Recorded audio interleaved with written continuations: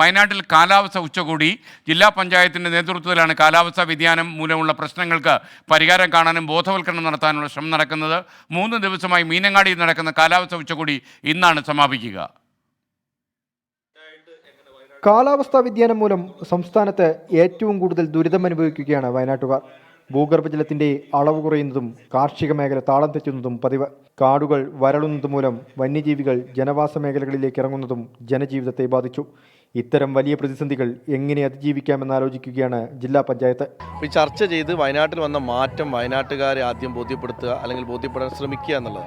തദ്ദേശ സ്വയംഭരണ സ്ഥാപനങ്ങളും വകുപ്പും എല്ലാവരും ചേർന്ന് ഈ ജില്ലയെ പഴയ ഒരു വയനാടായി തിരിച്ചു കൊണ്ടുവരാനുള്ള ശ്രമം ഉണ്ടാക്കുക. അത് കൊണ്ടുവന്നില്ലെങ്കിൽ വയനാട്ടിൽ ഇനി കാർഷിക മേഖലയും വയനാടിൻ്റെ പ്രകൃതിയെയും ബാധിച്ചാൽ ഇവിടുത്തെ ജീവിത നിലവാരത്തെ തന്നെ അത് വലിയ രീതിയിൽ ബാധിക്കും.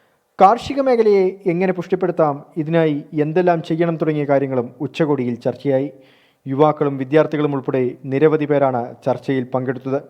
കർഷകർക്ക് പ്രയോജനകരമാകുന്ന നിലയിൽ പുതിയ കാർഷിക രീതികൾ, വിളകൾ, വിത്തുകൾ എന്നിവയുടെ പ്രദർശനവും കാലാവസ്ഥാ ഉച്ചകോടിയുടെ ഭാഗമായി ഉണ്ടായി. 3 ദിവസങ്ങളിലായി തുടരുന്ന പരിപാടി ഇന്ന് അവസാനിക്കും. ഫെബ്രുവരി കഴിയുന്നേ ഉള്ളൂ, വയനാട്ടിലെന്താ ചൂട്? ഇങ്ങനെയുള്ള പരിപാടികൾ നടത്തി ജനങ്ങളെ ബോധവൽക്കരിച്ചാൽ മാത്രമേ വയനാടിന് അതിൻ്റെ തനതായ ആവാസ വ്യവസ്ഥ നിലനിർത്താൻ സാധിക്കൂ. റിബിൻ ജോൺ പാലേരിക്കൊപ്പം അരുൺ പാറക്കൽ, 24.